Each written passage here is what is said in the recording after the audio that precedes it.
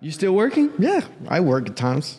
Damn. I got 400 hours of annual leave saved up, so I can take a whole month whenever I want. Damn. But I built that slowly, just like trading. It's like everything. you got to slowly wean off your regular life. Yeah. You can't. It's not overnight. But right now, a bad month for me, 25,000, 30,000. Lost. No, mate. That's like a bad month. That's $30K. A normal month, 25, 30,000. When are you gonna quit your job? This man's gonna keep working in his job forever. I don't know. I feel like you're good now, right? I actually went to Japan last month and in Thailand. So I'm looking like I want to retire by March next year, but it just gets boring at times. With no job, it just gets boring. It's crazy because it gets boring. I have a community where I go in, I share my information, my knowledge, and I still think that I still got more that I can do. So I'm looking for like other things that I can do. So right now I'm importing cars, like Japanese right-hand drive cars. I'm starting. Tell us about that. I know they just hit was it 20 years, 15 years? 25 years. Yeah, 25 year law import. Yeah. So that's where I diversify. Tell me I want to know, how did that 25 years affect the prices? I want to know, like, let's say I was looking at a chart, it just jumps up. The truth is that I treat everything as like trading. So I got to look for value where value can be found every day. Same thing. I went to Japan. I looked at the auctions. I was like, this is not where the money is. This is not where the cars are. Overpriced. So they're trying to run off with your money. I cannot give you all the information, but even though I had to like drive 2, 3, 4 hours to buy the cars that I was looking for in Japan. Yeah, Japan and Thailand. I bought like 8 cars. They're still not in Puerto Rico, but they will arrive by January. So that's insane. I put an investment. You got a garage big enough for 8 cars? Yeah. I got a separate space for that. Do you do YouTube? Nah. No? Would you ever want to or no? No, I'm low key. I'm not looking for that. No, thanks. I mean, I think that I would like to do something with TFT in Puerto Rico. That sounds amazing. I think that's a very untapped market. And 100%. I think I've got. Tell me more. What's the vision?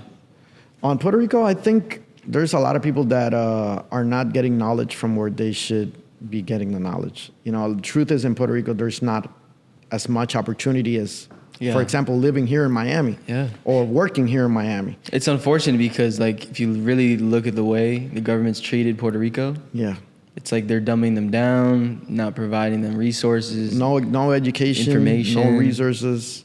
That's sad, but you know, where there's always opportunity. The truth is that there's always opportunity. There's a lot of people I know. Most of my people in my circle are making $20,000-$30,000 too a month, and that's a bad month for them.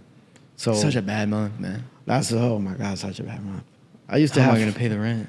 Oh, that's crazy. That's crazy. So if you think about it, there's still people down there that are making a lot of money. You know, there's opportunity, but that's why I'm bringing my cars to Puerto Rico, because there's a lot of people importing cars to the United States, but there's nobody's importing cars. So you're going to be the GOAT of the cars in Puerto Rico. That's the plan. That's the next thing that I want to hit. That's insane. Made a big investment on Asia, and I'm about to bring it over here. I'm about to take profit on Puerto Rico with the cars. Man, well, I'm hoping I can go stop by and check out the cars. It sounds insane. For sure. You should do that. Yeah. You're super close. And it's going to be 6 cars. I need people to drive them. We'll put it on our YouTube channel. So that way you don't have to worry about any of that. You know, you can stay low key. Yeah. You don't have to edit it, none of that. I know that next year I'm going to have to, people are going to have to see me. They're going to start finding you. Yeah. They're already starting to find me. And I don't post much in social media, and they're finding me, but I'm going to start coming out. What are your thoughts on the fame, I'm not a fan, man. You're not a fan? I'm not a fan. It's just that it'll bring you up to the spotlight of a lot of people. Good ones and malicious ones.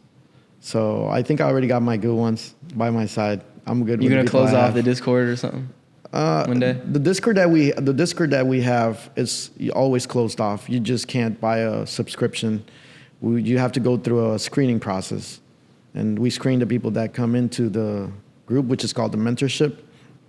And once we screen them out, if we see that you've got the technical knowledge, for example.